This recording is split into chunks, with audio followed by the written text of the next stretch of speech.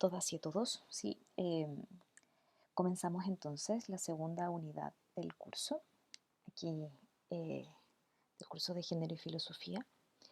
El tema que tenemos que trabajar en esta segunda unidad se refiere a la institucionalización del androcentrismo, ¿sí? Y para poder desarrollarla nos vamos a basar en las ideas que trabajamos en la primera unidad. ¿Sí? Por lo tanto, para poder hacer la introducción vamos a tener que recordar algunos elementos de la primera unidad. Lo que revisamos en términos muy básicos en la primera unidad fue efectivamente esta dicotomía y jerarquía entre el espacio público y el espacio privado, ¿sí? Eh, cómo se entiende la diferencia o estos distintos planos en los cuales nos vamos moviendo los seres humanos, ¿sí? Se entienden de forma completamente diferenciada y también se han entendido históricamente en términos jerárquicos, ¿sí? Como que el espacio público está por sobre el espacio privado. Además también en ambos planos, ambos espacios, ambas dimensiones en las que nos movemos los seres humanos han estado históricamente vinculadas a roles de género. El espacio público, el espacio que es jerárquicamente superior o entendido culturalmente como jerárquicamente superior, se ha entendido como un espacio en el cual está presto para que los hombres se desenvuelvan en él y que cumplan las actividades propias, ¿sí? Del espacio público. A diferencia del espacio privado, que es el espacio al cual han sido relegadas las mujeres, eh, entendiendo que las actividades que se realizan en el espacio privado son actividades propias incluso de la naturaleza femenina, ¿sí? Nosotros en la primera unidad criticamos esta distinción, criticamos esta jerarquización por dos eh, motivos. El primer motivo es porque efectivamente, ¿sí? Los seres humanos necesitamos desenvolvernos en ambos espacios. Los seres humanos necesitamos desenvolvernos en el espacio público y necesitamos desenvolvernos en el espacio privado. Nuestra realidad es una realidad compleja y es tan simple incluso entender que no necesitamos desenvolver en ambos planos que nuestra supervivencia como seres humanos está garantizada específicamente en el espacio privado. Todas las personas necesitamos un espacio privado para poder sobrevivir, autocuidarnos y cuidar de otros. Y a su vez también, para vivir una vida humana necesitamos también poder pasar al espacio público. Necesitamos también pasar a formar lazos con otras personas, convivir con otros individuos, generar lazos de libertad. Por lo tanto, nuestra realidad humana, si nuestra propia dimensión humana compleja, nos exige movernos en ambas dimensiones, ¿sí? La otra crítica que hicimos respecto a esta dicotomía y esta jerarquización es que efectivamente ninguna de las actividades, ¿sí? Que se hacen en el espacio privado, como era lo que Aren catalogaba como labor y trabajo, y también la actividad que se hace en el espacio público, ¿sí? La acción o la política misma, estas actividades realmente no se pueden categorizar de forma tan clara como actividades que son exclusivamente labor o exclusivamente trabajo o exclusivamente acción, sino que realmente las actividades que los seres humanos desarrollamos están constantemente moviéndose en estas actividades. Estas actividades, labor, trabajo y acción, son actividades que están completamente interrelacionadas. En muchas ocasiones las actividades de labor realmente son actividades de trabajo, al mismo tiempo, perdón. Las actividades de labor son actividades de trabajo. Incluso en la misma conceptualización que realiza Aren, podemos entender que muchas de las actividades que nosotros realizamos hoy en día, que son labor, también se podrían entender como trabajo y que también en nuestra realidad compleja, social y política actual, esas mismas actividades pueden ser entendidas como acción. Por lo tanto, ¿sí? La realidad del mundo es compleja, la realidad de los seres humanos es compleja, nos movemos en el plano público y en el plano privado todo el tiempo y las actividades que realizamos están completamente imbricadas, por lo tanto no podemos diferenciar las actividades que realizamos entre si son actividades que se realizan exclusivamente para la supervivencia o actividades que se realizan exclusivamente para la política, ¿sí? Esa es la primera crítica que realizamos de respecto a la dicotomía. Las siguientes dos críticas están vinculadas, compañeras y compañeros, y este ya es la antesala para el tema que nos convoca en esta unidad, ¿sí? Y es el hecho de que tenemos que entender la diferencia, y esto es muy importante que me sigan, ¿sí? Tenemos que entender que hay una diferencia entre cómo el mundo se nos presenta o cómo el mundo es, y cómo el mundo debería ser, ¿sí? Y hay una diferencia en ambas lecturas. Nosotros tenemos que entender que cuando nosotros leemos el mundo, no lo leemos tal y cual el mundo se está representando frente a nosotros, ¿sí? Sino que nosotros siempre lo estamos leyendo en términos culturales, ¿sí? Siempre hay un dejo de nuestra cultura al momento de relacionarnos con el mundo en nuestro entorno, ¿sí? Por lo tanto, cuando yo les planteo esta distinción y la necesidad de hacer la diferencia entre cómo el mundo se nos presenta, cómo el mundo es naturalmente y cómo el mundo debería ser, ¿sí? O cómo nosotros leemos el mundo, ¿sí?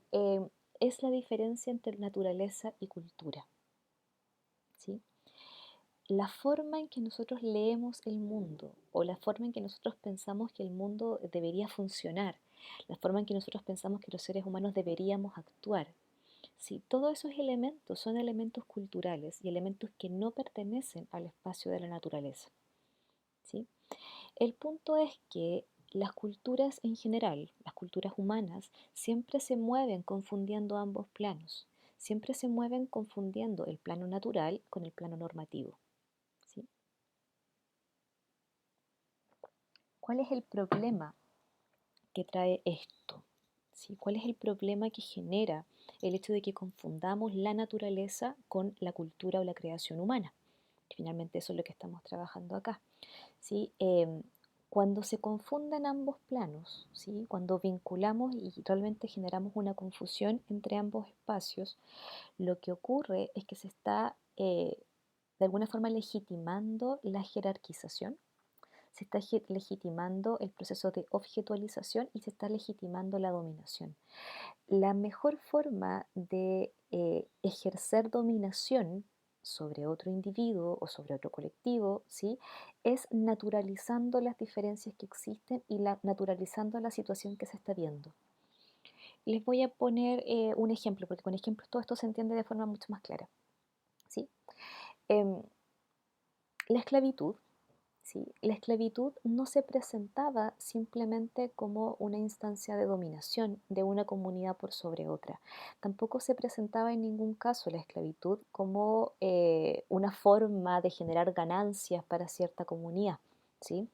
Pensemos, por ejemplo, en la esclavitud en Estados Unidos, en el sur de Estados Unidos, en los campos agrícolas, en los campos de algodón. ¿Sí? La esclavitud es una situación de hecho. Había una situación de dominación de una comunidad de blancos por sobre la comunidad afrodescendiente. Eso era, se daba, existía, ¿sí?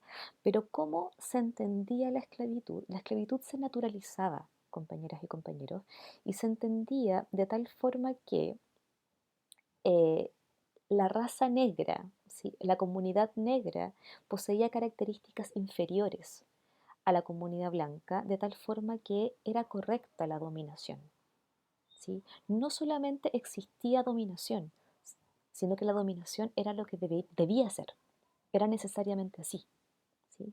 Por lo tanto, lo que existía o cómo funcionaba esta mezcla entre cómo el mundo es y cómo el mundo debería ser, es una justificación de las acciones culturales, de las acciones propias de la cultura.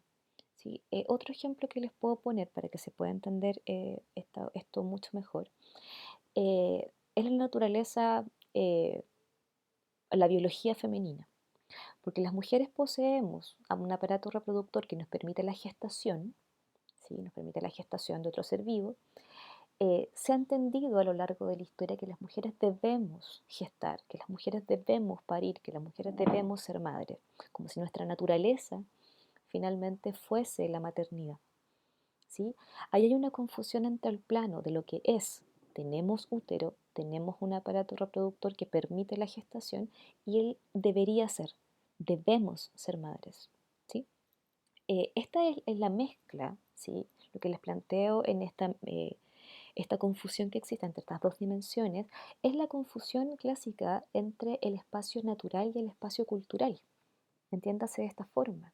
Normalmente la cultura se justifica a sí misma, la cultura siempre justifica sus propias acciones, naturalizándolas y considerándola que es lo obvio, es lo que tiene que ser y es lo natural, ¿sí? Pero la invitación en este momento, en esta segunda unidad del curso, es a comenzar a reconocer ambas dimensiones y ambos espacios como espacios diferenciados. ¿Sí? Porque la mezcla, la confusión de ambas dimensiones, la confusión entre la dimensión natural y la dimensión cultural, o, que es lo mismo, la dimensión natural y la dimensión normativa, ¿sí? Efectivamente lo que, lo que genera es un proceso de jerarquización y un proceso de dominación. ¿Sí? Este proceso de jerarquización y de dominación, que es un proceso, como les decía, de confusión entre ambos planos y donde la cultura trata de justificarse a través de la naturaleza, buscando raíces naturales en todo, ¿sí? Es una dominación que se ha conseguido institucionalizar a través de dos planos. ¿Sí? Primero, el plano del derecho, eh, las leyes que se han generado en torno y en cada una de las culturas. Eh, y en segundo lugar, también cómo se ha institucionalizado esta forma de dominación, es a través también del plano metafísico, ¿sí? Y este es el más complejo y el más importante, porque finalmente el plano metafísico, cuando me refiero al plano metafísico, me refiero a todo el bagaje conceptual que nosotros manejamos en nuestra cotidianidad, la forma en la cual nosotros leemos el mundo y los elementos que nos permiten estar leyendo el mundo todo el tiempo. ¿Sí? El plano metafísico es el plano con el que nosotros funcionamos todos los días y todo el tiempo. La cultura nos otorga finalmente un background metafísico que nos permite acercarnos y relacionarnos con el mundo de nuestro entorno. ¿Sí? Todo este background conceptual, todo el plano metafísico que nos ha otorgado la cultura y con el cual nosotros comenzamos a leer el mundo de nuestro entorno y nos relacionamos con el mundo de nuestro entorno, ¿sí? Está imbuido de este acto de dominación y de este acto de naturalización que se ha conseguido a través de la cultura, ¿sí? De vincular o naturalizar finalmente acciones que son culturales y basándose en esta confusión entre el plano normativo y el plano natural. ¿Sí?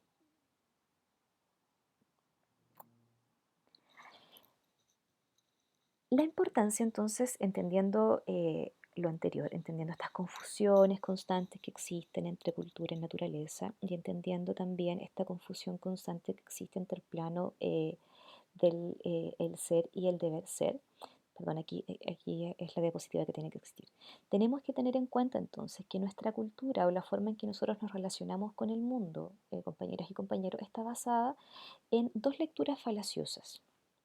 La primera lectura falaciosa es esta lectura que yo ya les había hablado, esta forma constante que tenemos de mezclar el plano de lo que es, el plano natural, lo que está ocurriendo, con este plano de lo que debería ser, de la prescripción, de cómo el mundo se debería mover.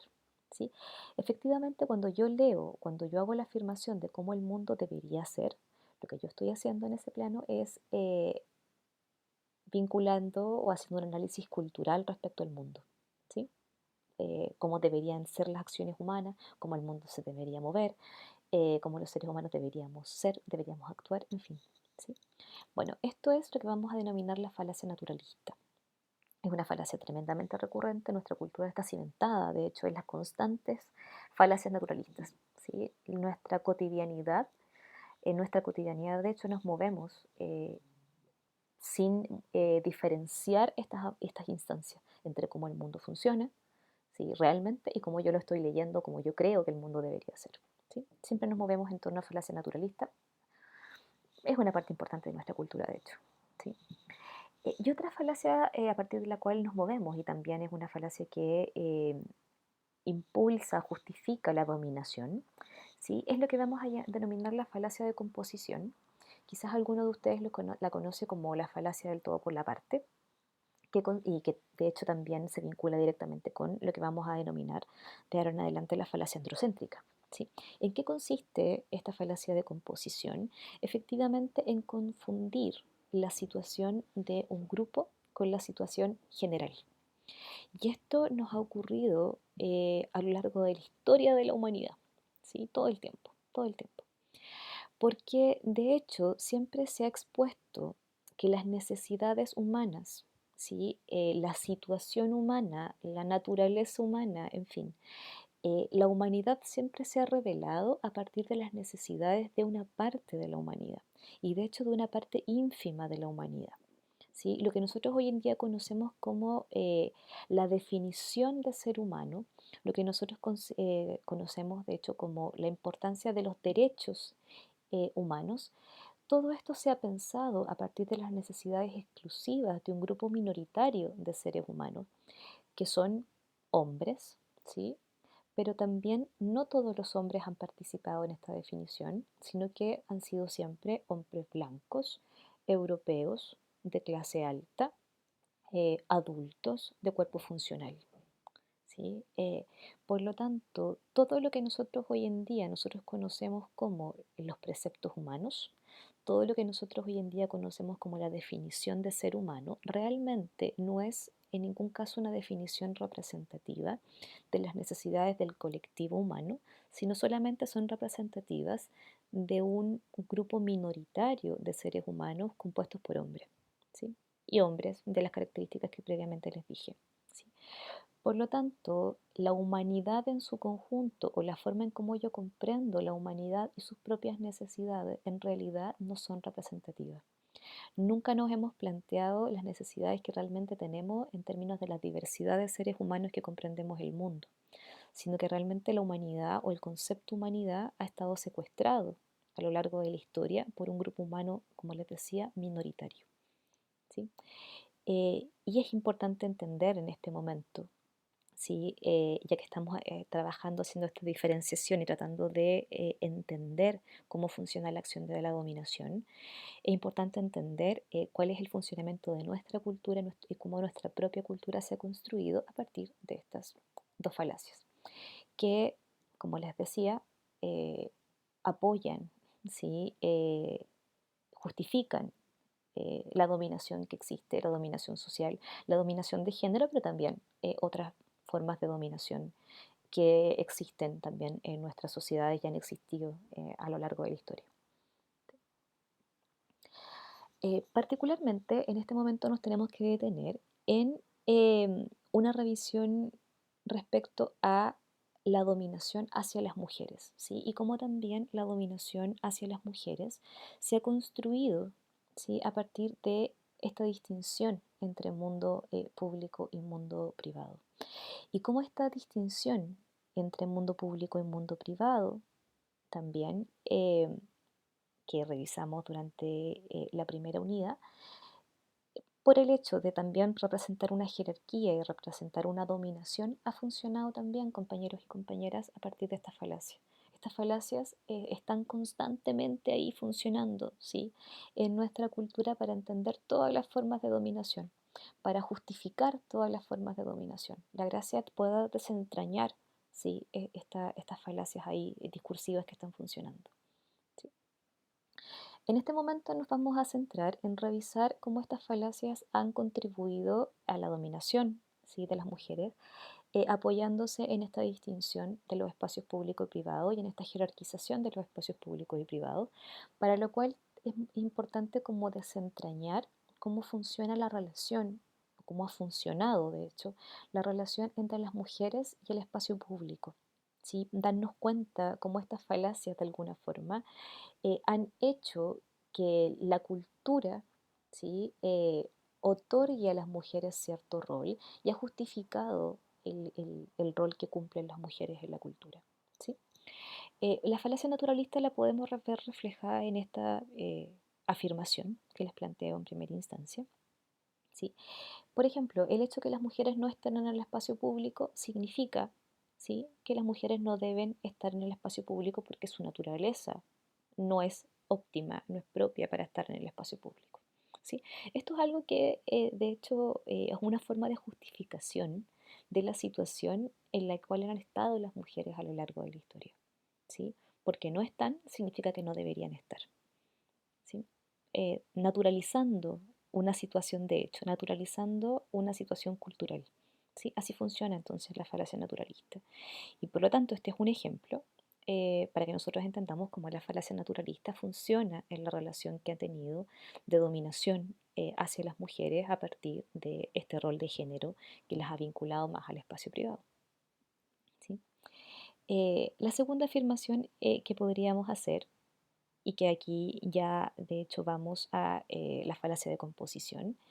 Las mujeres no han estado en el espacio público y esta es una situación de hecho, ¿sí? ¿Por qué? Porque las mujeres no han estado en el espacio público, ¿sí?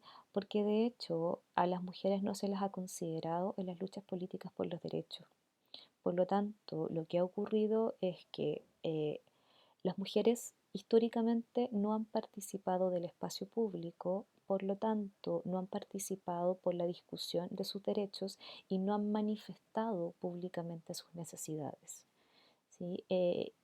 Y finalmente eso redunda en una situación de dominación todo el tiempo. Hay aquí también la necesidad y la importancia de que las mujeres podamos salir al espacio público y podamos manifestar públicamente cuáles son nuestras necesidades, ¿sí? Este es el enfoque que tiene, de hecho, la lectura y la importancia que tiene que revisemos este texto de Mary Beard, que es un texto muy entretenido, ¿sí? Nuestra amiga María Barbas, así con su nombre traducido. Ella es una historiadora latinista muy importante, ¿sí? Se ha dedicado eh, incluso a divulgar. Su trabajo es un trabajo de divulgación, en gran medida el trabajo de Meribert. Hace trabajos de divulgación respecto a la vida en Roma. ¿Sí? Es una experta en latinista. Y cuando digo trabajos de divulgación, ha hecho trabajos para la BBC, documentales, ¿sí?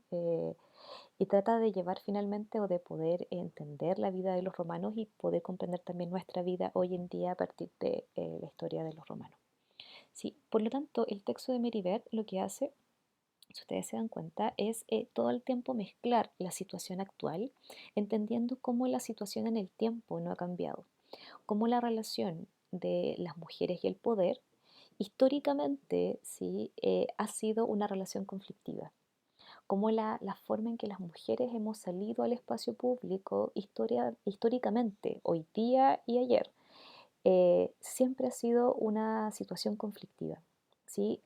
Para Meribert sitúa, ¿sí?, el primer testimonio que existe de una mujer que es callada y es enviada, el primer testimonio como en términos de bibliografía, ¿sí?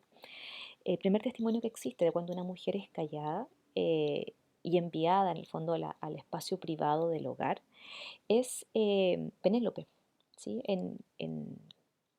En este texto, la Odisea, Penélope es acallada por su hijo Telémaco y es enviada, ¿sí?, a preocuparse de los asuntos públicos, este espacio público, ¿sí?, este espacio en que las personas se congregaban y generaban relaciones humanas, ¿sí? Telémaco decía o lo reconocía como propio, asunto de hombres, finalmente, ¿sí? Penélope tenía que estar recluida en el espacio privado porque el gobierno de la casa, eh, incluso este espacio de relaciones humanas con otros y tomar decisiones, era el espacio de él como hombre.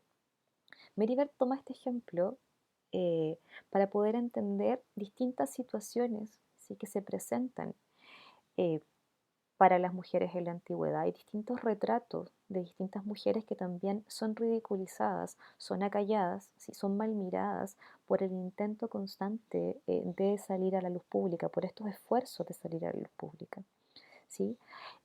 Meribert se da cuenta que siempre a lo largo de la historia las mujeres y la voz de las mujeres han sido acalladas y en un doble sentido. Las mujeres han sido acalladas en términos de ser representantes de poder, ¿sí? Las mujeres no han tenido participación en la política, pero además también, y esto es tan grave como lo otro, las mujeres también han sido acalladas en términos académicos. ¿Qué es lo que significa esto? Las mujeres hemos sido acalladas históricamente como constructoras de la cultura. Y esto significa que las mujeres primero no nos hemos entendido nunca como constructoras de la cultura, pero además también que en estos términos de construcción cultural, las mujeres somos transmisoras de la cultura, pero no nos entendemos como protagonistas de ella, lo que involucra que la forma en la cual nosotros hemos leído el mundo durante todo este tiempo no es a partir de nociones propias de las mujeres. Nosotros hemos transmitido una cultura que es esencialmente masculina. La forma en que nos relacionamos con el mundo, la forma en que leemos el mundo incluso hoy en día, es una forma esencialmente masculina. porque no nos hemos entendido como constructoras de cultura, no nos hemos entendido como constructoras de la historia y no nos hemos entendido como constructoras de la cultura. Hemos sido acalladas de este espacio que es público. La academia es efectivamente un espacio público. El pensamiento es un espacio público. El pensamiento del mundo tenemos que entenderlo también como un espacio público en la medida que las formas de pensamiento funcionan como elementos culturales que nos permiten leer el mundo, ¿sí? Y el mundo hasta el momento ha sido leído con ojos masculinos, por el hecho de que las mujeres hemos sido apartadas de este espacio, ¿sí? Y además también hemos sido apartadas de todos los espacios de representación de poder, de todos los espacios de derecho, incluso, ¿sí? Y este espacio y el hecho de estar apartadas también se ha legitimado por el mismo derecho que se ha construido en torno a la figura masculina.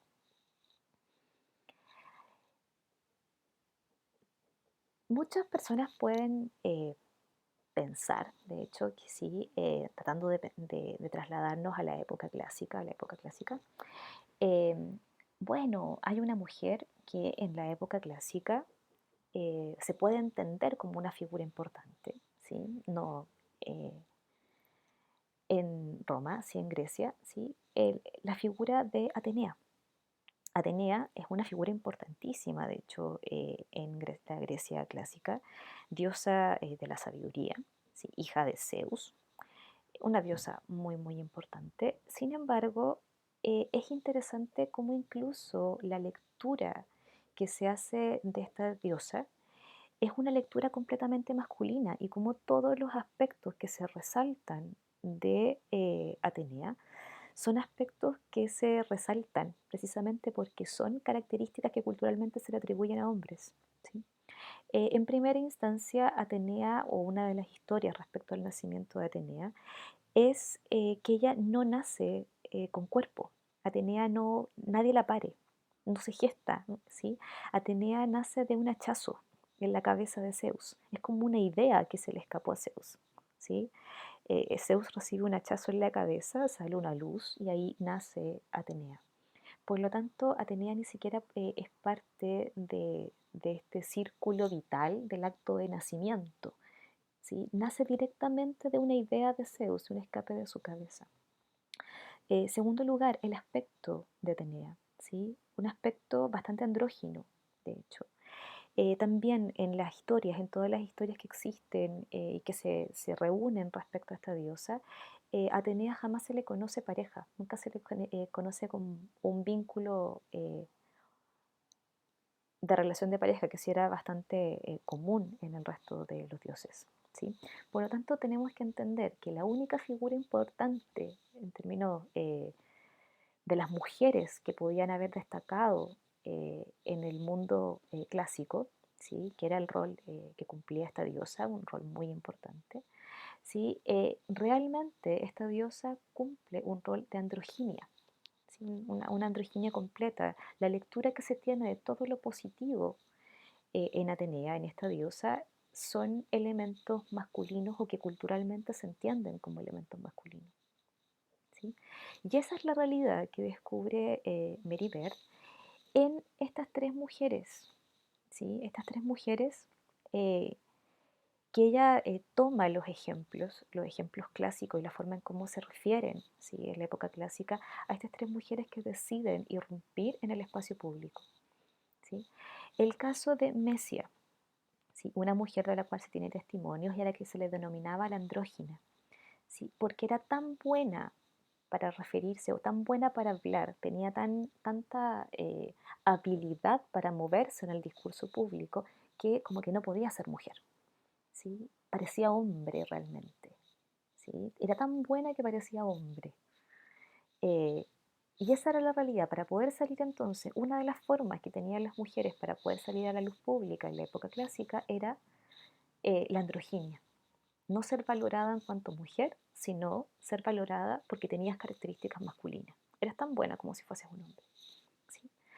El siguiente testimonio que reúne Mary Beard en este caso es el caso de Afrania, una mujer que hablaba tanto y que molestaba tanto en el espacio público, de hecho, sí, que parecía un animal, ¿sí? Y chillaba como si fuese un animal, molestaba como si fuese un animal, ¿sí? Es decir, Esta mujer que decide salir a la luz pública es catalogada como infrahumana, es pensada como un ser deshumanizado porque no está respondiendo a su naturaleza femenina, a la naturaleza que se esperaría que tendría una mujer. ¿Sí? Esta mujer chilla, no habla, ¿sí? Chilla tal como si fuese un animal. La siguiente situación o el siguiente testimonio que toma Mary Beard es el caso de Hortensia, una mujer que reclama y saca la voz por la comunidad atendiendo al cuidado público. Lo que ella hace en ese caso, o el ejemplo que pone Mary Beard de Hortensia, es una mujer que se preocupa públicamente, pero por asuntos propios de mujer, ¿sí? Es decir, por el cuidado de otro. Ella públicamente cuida a otras personas, por lo tanto, su naturaleza femenina lo que hace es trasladarse al espacio público simplemente, y así es como se explica el hecho de que ella hable en público, forma parte del espacio público, ¿sí? Eh, y por lo tanto, la pregunta que nos podemos hacer en este caso es, bueno, ¿se corresponde con su naturaleza de mujer el hablar en público cuestiones públicas? No. Según el caso que se nos está planteando en estos ejemplos, en los ejemplos que plantea Mary Beard, estamos hablando, compañeras y compañeros, de época clásica. Estamos hablando no de la época actual. Y sin embargo, que eso es lo interesante del ejercicio que hace esta autora, ¿sí? Es que las mujeres a lo largo de la historia que nosotros tenemos registro, ¿sí? Cada vez que las mujeres hemos salido a la luz pública, recibimos alguna de estas categorizaciones que vienen de antaño, ¿sí? Que vienen de antaño, que no son actuales. Y sin embargo, todas estas categorizaciones, ¿sí? Continúan siendo muy actuales. ¿Por qué? ¿Por qué continúan siendo tan actuales? Porque efectivamente se ha entendido y se continúa reproduciendo esa idea de que las mujeres no tenemos espacio en la luz pública, no tenemos espacio ni siquiera en los círculos de poder. ¿Por qué se ha generado esta idea de que las mujeres no tenemos espacio en los círculos de poder?